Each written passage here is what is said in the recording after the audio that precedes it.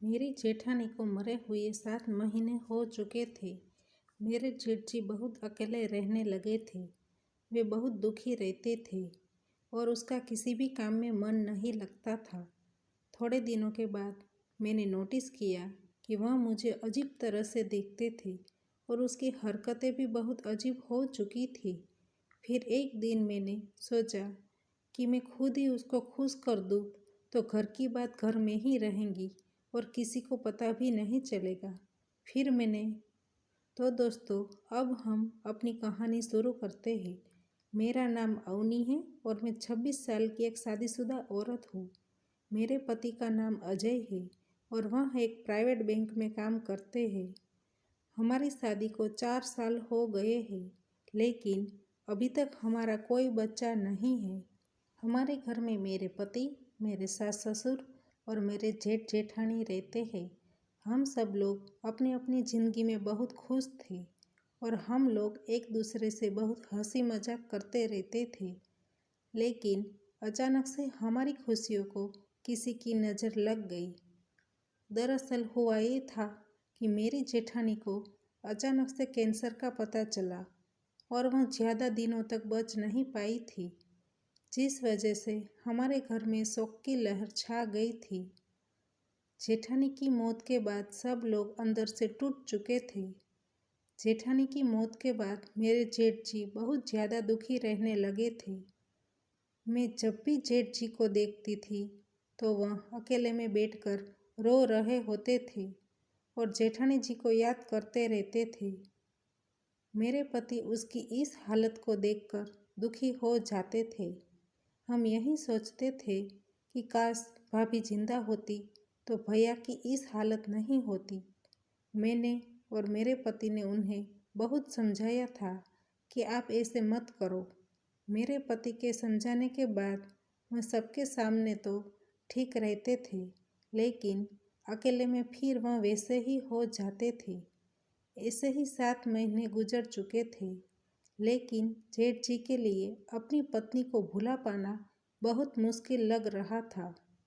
फिर कुछ समय के लिए हमने जेठ जी को मेरी चंडीगढ़ वाली ननद के पास भेज दिया, क्योंकि वह जेठानी को थोड़ा बहुत भूल सके। मेरे जेठ जी 4 महीने तक चंडीगढ़ में रहे, लेकिन उसके वापस आने के बाद मैंने देखा कि उसमें कोई बदलाव नहीं आया है।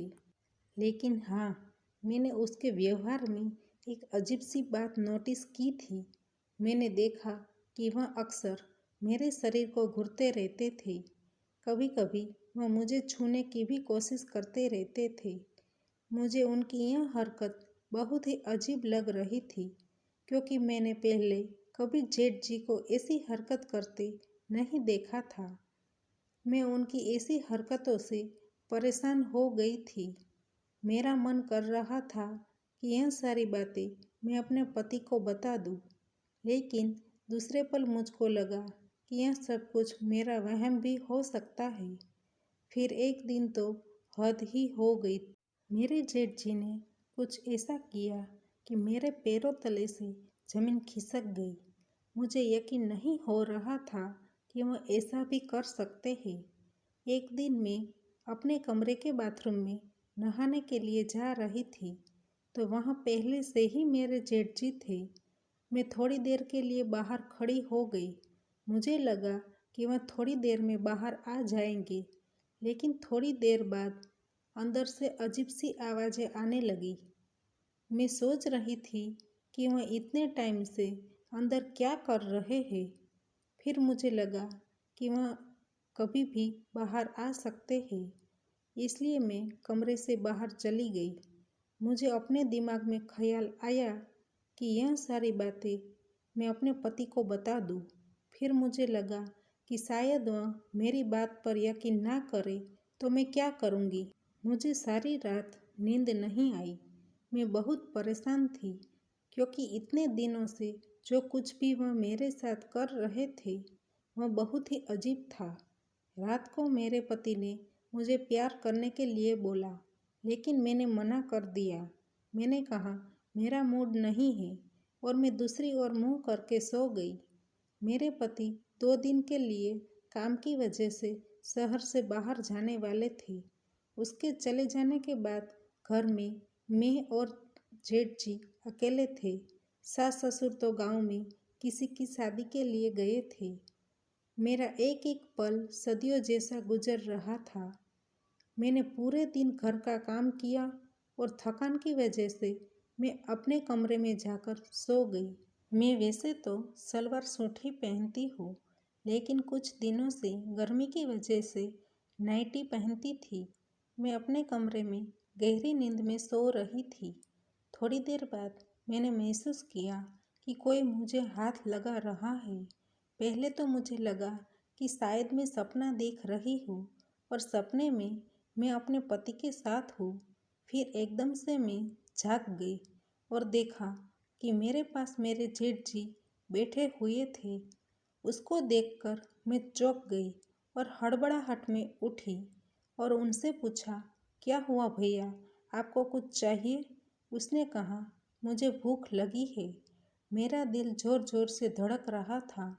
मैंने चुनरी ली और अपने सीने पर रखी और कहा, आप अपने कमरे में जाइए, मैं वहाँ खाना लेकर आती हूँ।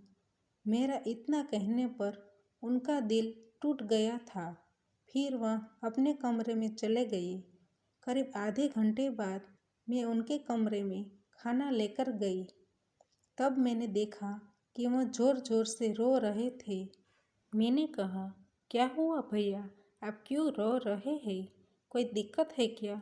वह बोले, कुछ नहीं, आज मुझे तुम्हारी भाभी की बहुत याद आ रही है।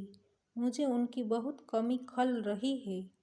जब से वह मुझे छोड़कर चली गई है, तब से मुझे लग रहा है कि किससे अपने मन की बात करूं। मैं भी एक इंसान हूँ और मेरी भी कुछ ख्वाहिशें हैं। अब मैं बची तो नहीं थी कि जो मैं उनके इशारे को ना समझूं।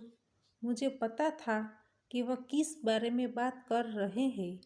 फिर भी मैं उनके पास गई और कहा, भैया आप चिंता मत कीजिए, सब कुछ ठीक हो जाएगा और अगर आपको कोई बात करनी हो तो आप मुझसे कर सकते हैं। मेरा इतना कहते ही वह मुझे गले लगाकर रोने लगी। मुझे बहुत ही अजीब लग रहा था। मेरे मन में तरह तरह के ख्याल आ रहे थे, पर फिर भी मुझे उन पर दया आ रही थी। मैं उनके लिए मन ही मन उनकी समस्या का हल ढूंढ रही थी। मैंने सोचा कि मैं ही जेठ जी को खुश कर दूँ तो घर की बात घर में ही रह जाएगी और किसी को पता भी नहीं चलेगा। मैंने अपने दिल पर पत्थर रखकर उनका न्योता मन ही मन कबूल कर लिया था। फिर मैंने उनको नहाने को कहा और उनके कपड़े निकाल कर रख दिए। थोड़ी देर बाद वह नहाकर वापस आई और मुझे देखकर थोड़ा सा मुस्कुराई। मैं भी उनके सामने थोड़ा सा मुस्कुराई। फिर मैं रात का खाना बनाने के लिए किचन में चली गई। करीब 1 घंटे बाद वह किचन में आई और बोले, मुझे थोड़ी सी चाय बना दो।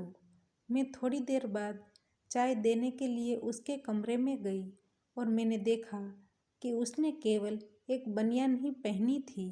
यह देखकर मुझे बहुत गुस्सा आया, लेकिन मैं कुछ नहीं बोली और मैं अपने कमरे में चली गई। मैं सोच रही थी कि काश भाभी जिंदा होती तो मुझे यह सब कुछ नहीं करना पड़ता। 2 दिनों में मेरे पति के बिना मेरा भी बुरा हाल हो गया था। मैंने सोचा कि जेठानी के बिना जेठ जी का क्या हाल होता होगा। थोड़ी देर बाद जेठ जी मेरे कमरे में आई और कहने लगे कि क्या हुआ, तुम कमरे में क्यों भाग आई? क्या तुम्हें भी तुम्हारे पति की याद आ रही है? मैंने हाँ में सिर हिलाया। उसने कहा, कोई बात नहीं, मैं हूँ ना। मैं मना न कर सकी और उसने तो ज़ोर ज़ोर से छक्के लगा दिए। मैंने भी कोई कसर ना छोड़ी। अब जब भी उसका मन हो वह करने लगते हैं। तो दोस्तों, हमारी कहानी यहीं पे समाप्त होती है। आपको पसंद आई है तो वीडियो को लाइक करें और शेयर करें और चैनल पर नए हैं तो चैनल को सब्सक्राइब करें और हाँ, नोटिफिकेशन बेल को ज़रूर दबाइए ताकि आने वाली अगली अपडेट आपको सबसे पहले मिल सके। धन्यवाद।